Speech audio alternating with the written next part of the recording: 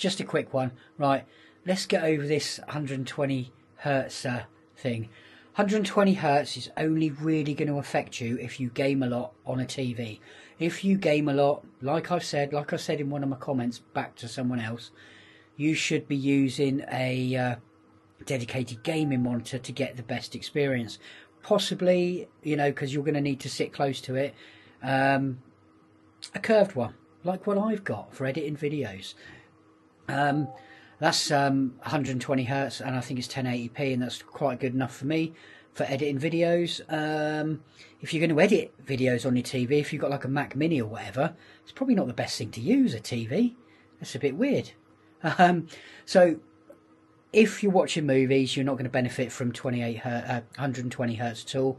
60 will be absolutely fine, because a movie, it's framed in 24 frames a second, and they use motion blur, because if you didn't, it would look very strange to people's eyes. So only really games and that sort of thing, or text stuff on your screen, like if you've got an iPhone, right? Here's for instance, I've got an iPhone 13, which is I believe a 60 hertz refresh rate screen, and I've got an iPhone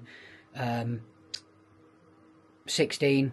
I've got an iPhone 13 and an iPhone 16, and they both got different refresh rates on the screen. You can't notice that much difference. I could imagine, yes, you will do when you're playing games and stuff, but if you're a massive gamer, you'll be using a dedicated monitor with 120 hertz, maybe 4K, maybe not, because they're very expensive. That would cost you something near to what a Sky Glass would cost you. And if you're just a general gamer, 60 hertz will do you fine on this telly. I play Xbox Series X on here, no problem at all. There's no issues whatsoever on there. I used to game a lot, and I used to use old TVs. It was never a problem for me. It's never been a problem for me ever. Loads of my mates game on TVs that don't have 120 hertz, and some of them are really, really good gamers, and they don't have any problems.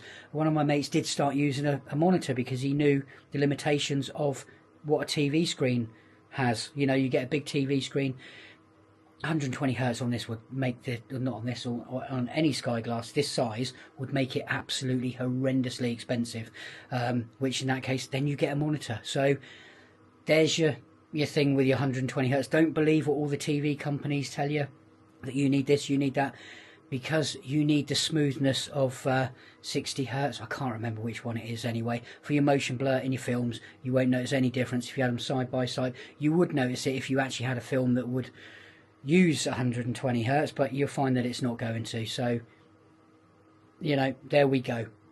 Enjoy. And SKYGLASS Gen 2 coming in just over a day.